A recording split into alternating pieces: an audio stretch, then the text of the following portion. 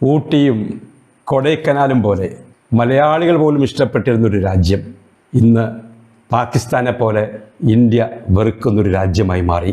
Caspian കടലോരത്തുള്ള ഇസ്ലാമിക രാജ്യമായ Azerbaijan ഇന്ത്യയിൽ പാകിസ്ഥാൻ നടത്തിയ ആക്രമണങ്ങളെ തുർക്കിയോടൊപ്പം അഭിനന്ദിച്ച രാജ്യമാണ് അസർബൈജാൻ.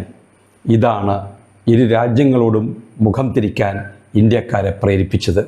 2023 1,17,302 ഭാരതീയരാണ് അസർബൈജാൻ സന്ദർശിച്ചത്.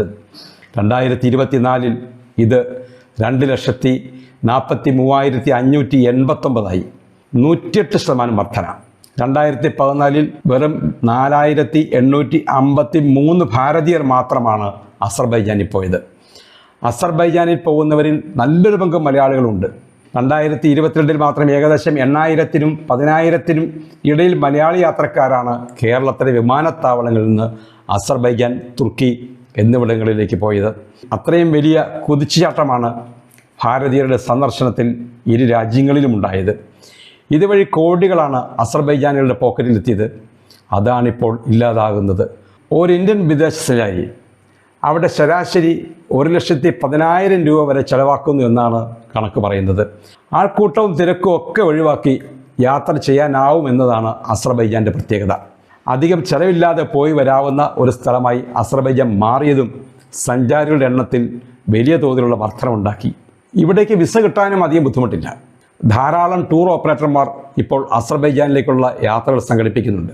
1990-കൾ മുതൽ അസർബൈജാനി സമ്പദ് വ്യവസ്ഥയുടെ ഒരു പ്രധാന മേഖലയാണ് tourism. World travel and tourism council report പ്രകാരം 2010 മുതൽ 2016 വരെ സന്ദർശകരുടെ കയറ്റുമതിയിൽ ഏറ്റവും വലിയ വർധനമുണ്ടായ ആദ്യ 10 രാജ്യങ്ങളിലൊന്നാണ് അസർബൈജാൻ. ബജറ്റ് ഫ്രണ്ട്ലി രാജ്യം എന്നാണ് സഞ്ചാരികൾ അസർബൈജാനെ വിശേഷിപ്പിച്ചിരുന്നത്. സംഘർഷങ്ങൾക്ക് പിന്നാലെ പാകിസ്ഥാനെ അഭിനന്ദിച്ച് അസർബൈജാൻ എത്തിയത് ഇന്ത്യയോടുള്ള കടുത്ത പ്രകോപനമായാണ് കാണുന്നത്. ഇരു രാജ്യങ്ങളും ഒഴിവാക്കി പകരം ഗ്രീസ്, അർമീനിയ എന്നീ രാജ്യങ്ങളിലേക്കാണ് സഞ്ചാരികൾ ഇപ്പോൾ പോകുന്നത്.